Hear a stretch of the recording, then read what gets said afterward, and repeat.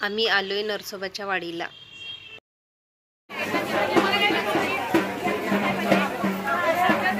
नमस्कार, मी आहे अर्चना पटेल। माझ्या यूट्यूब चॅनलमध्ये खूप स्वागत आहे। आज आहे आम्ही आलेलो आहे नरसोबाच्या वाडीला आणि पौर्णिमा असल्यामुळे गर्दी खूप आहे। आपला व्हिडिओ मी तुम्हाला दाखवणार आहे। व्हिडिओ जर आवडला तर व्हिडिओला लाईक, शेअर आणि सबस्क्राईब करा। धन्यवाद। तर आज पौर्णिमा असल्यामुळे इथं गर्दी खूप आहे। तुम्ही प्रत्यक्ष बघा, भरपूर लोक आलेले दर्शनाला आणि आता उन्हाळ्याच्या सुट्ट्या पण आहेत, त्यामुळे गर्दी खूपच आहे।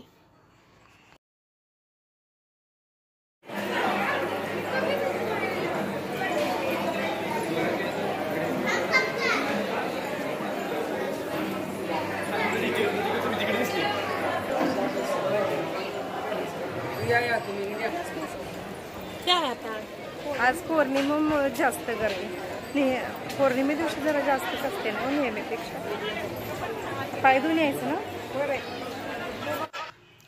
हा समोर दिसतोय हा नदीचा घाट आहे। तर आता आम्ही घाटावर जाऊन हातपाय धुणार आहे।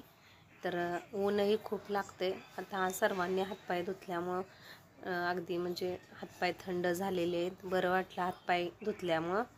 आता आपण दर्शनाला जायचं। तर मी तेथील व्हिडिओ तुम्हाला सर्व दाखवणारच आहे आणि व्हिडिओ जर तुम्हाला आवडला तर चॅनलला लाईक, सबस्क्राईब करा।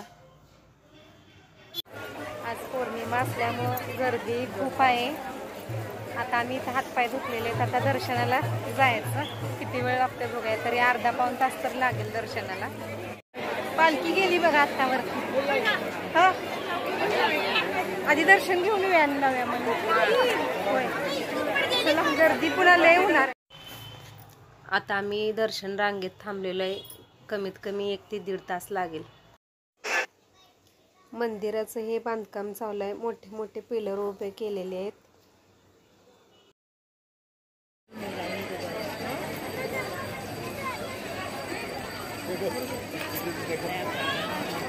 आले का सगळे?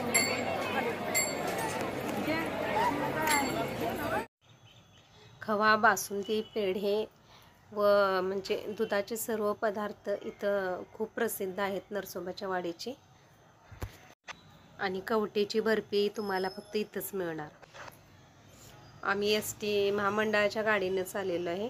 तर कोल्हापूरहून तासाला गाड्या असतात। तर हा बोर्ड तुम्ही समोर बघा, आपल्या लक्षात येत नाही। आपण मंदिरात गेल्यानंतर तोंडानं म्हणजे प्रसादाच्या पुड्या फोडत असतो, तर आपली थुंकी लागते म्हणून आपण प्रसादाच्या पुड्या तोंडानं फोडायच्या नाहीत।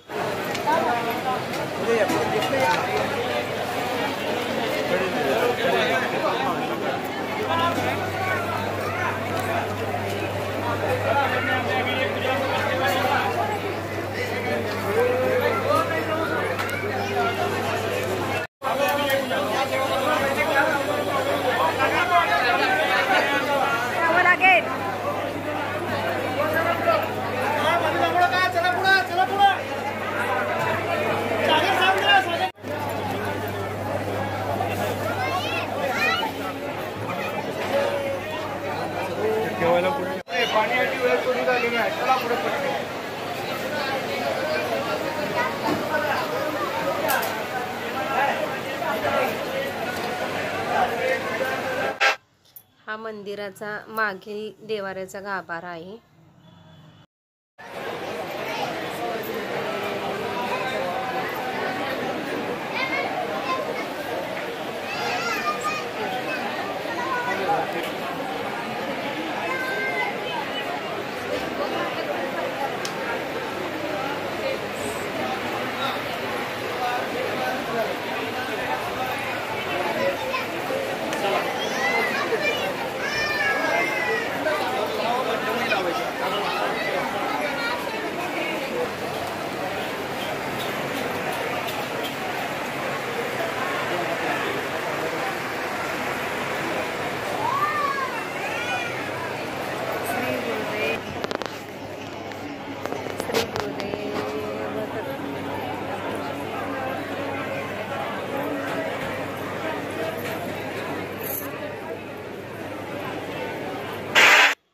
दर्शन छान झालं आता आमचं।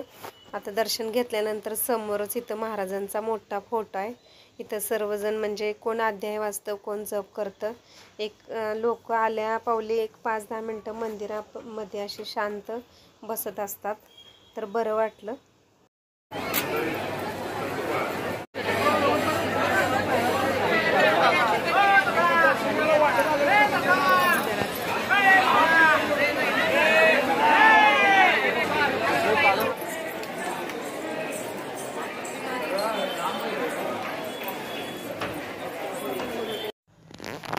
तर ज्यांनी नरसोबाची वाडी पाहिली नसेल त्यांना येथील दर्शन घडवण्याचा हा एक माझा छोटासा प्रयत्न आहे. आणि व्हिडिओ कसा वाटला कमेंटमध्ये नक्कीच सांगा. आता इथून जवळच म्हणजे दत्तधाम आहे. तिथं स्वामी समर्थांचंही खूप छान मंदिर आहे. तर तेथीलसुद्धा मी तुम्हाला संपूर्ण व्हिडिओ दाखवणार आहे.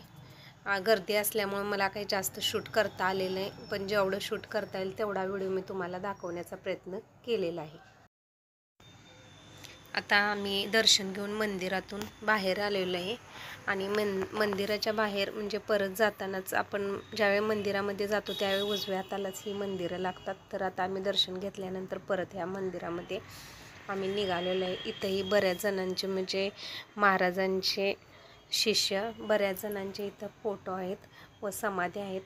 तुम्ही या ठिकाणाला नक्कीच भेट द्या. छान म्हणजे अगदी शांत वातावरण आहे, प्रसन्न वाटतं इथं.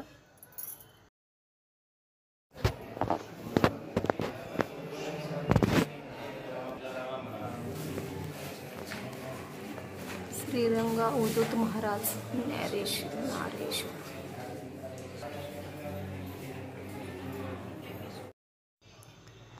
तर या ठिकाणी सुद्धा अगदी शांत वातावरण असल्यामुळं इथंही बरीच लोक अशी पारायण करतात.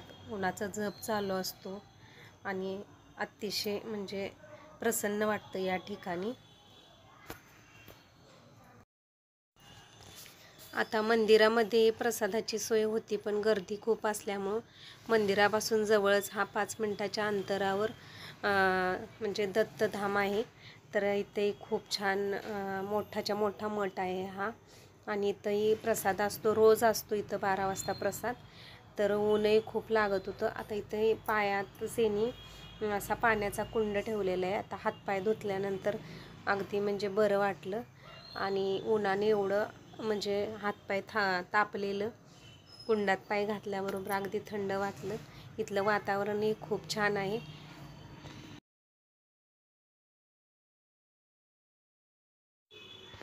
तर रोजच इथं म्हणजे 12 नंतर प्रसाद चालू असतो आणि भरपूर लोक असतात प्रसादाला.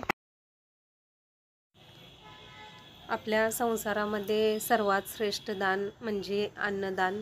हे पूर्वीही होते व इथून पुढेही असेल. तर सर्वात चांगलं हे अन्नदान. इथं गुरुचरित्रांचं 1 दिवसाचं पारायण असतं. इथं राहण्याची सोय आहे, व्यवस्था छान आहे इथं सर्व. तर अशा पद्धतीचा हा प्रसाद असतो. तर प्रसादालाही या ठिकाणालाही महत्त्व आहे.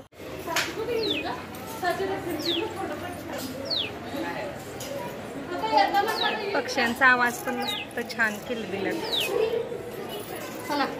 तर हा स्वामीधाम म्हणजे अतिशय भव्य दिव्य असं मंदिर आहे. आणि हा त्याचा प्रवेशद्वार आहे. म्हणजे मोठंच्या मोठं प्रवेशद्वार आहे. मोठी लाकडी चौकट आहे.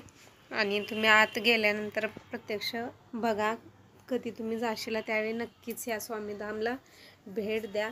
तुम्ही बघून आल्यानंतर अगदी मन भरून येतं. आता वर्षातून जेवढे आपले सण असतात तेवढ्या सगळ्या सणांचा इथं विस्तृततेने उल्लेख केलेला आहे. समोर प्रत्यक्षच म्हणजे सण कसे आहेत समोरच त्याची पूजा मांडलेली आहे.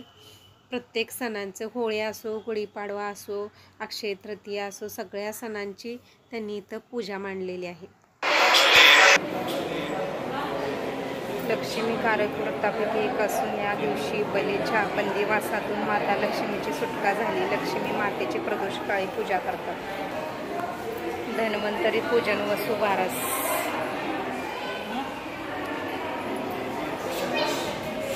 दिवाळीचा पहिला दिवस म्हणजे धनत्रयोदशी. या दिवशी धनाची व आयुर्वेदिक औषधाची पूजा करतात.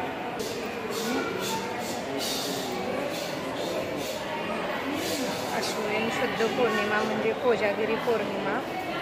शारदाच्या चांदण्यात रात्री जागरण करून 12 ते 12:39 या काळात इंद्र, लक्ष्मी, चंद्र, कुबेर यांची वर्षातून सेवा करण्याची हीच एकमेव वेळ मानली जाते. रानबाई कानबाई खानदेशीची विशिष्ट संस्कृती जपणारी संस्कृती आहे. रोट हे विविध महत्त्वाचे अनन्य साधारण महत्त्व आहे. नवरात्र असते, शारदीय नवरात्र असते. कुलदेवीचा टाक घरी बसवून कुलाचाराप्रमाणे पूजा केली जाते. श्री दुर्गा सप्तशती पाठ केले जातात.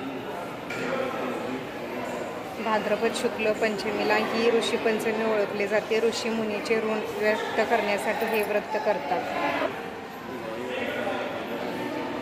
भाद्रपद शुद्ध चतुर्थीला महासिद्धी विनायक चतुर्थी म्हणतात. घरोघरी गाव पातळीवर गणपती बसवून सण साजरे करतात. भाद्रपद महिन्यात येणारे हे व्रत मुली स्त्रिया करतात. अखंड सौभाग्याची प्रार्थना करतात. आश्विन शुद्ध द्वादशी ही गोवत्स म्हणून प्रसिद्ध आहे. गायी व वासराची पूजा करून त्यांना गोड खाऊ घालतात. गोकुळाष्टमी श्रीकृष्ण म्हणजे वीर पुरुषांचा कौस्तुभमणी विजयी यशस्वी होता. या दिवशी रात्री 12:39 कृष्ण जन्म साजरा करतात. पाळणा गाणी गायली जातात.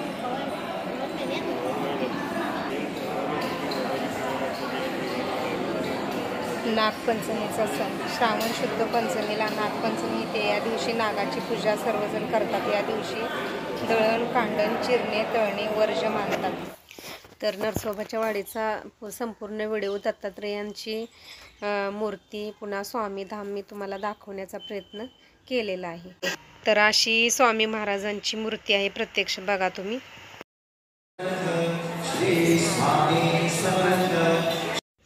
तर अशा पद्धतीनं मी नरसोबाच्या वाडीचा दत्त महाराजांचा व स्वामी समर्थ धाम येथील फोटो मी म्हणजे व्हिडिओ तुम्हाला दाखवण्याचा प्रयत्न केलेला आहे. व्हिडिओ आवडला तर व्हिडिओला लाईक शेअर सबस्क्राईब करा. अवधूत चिंतन श्री गुरुदेव दत्त.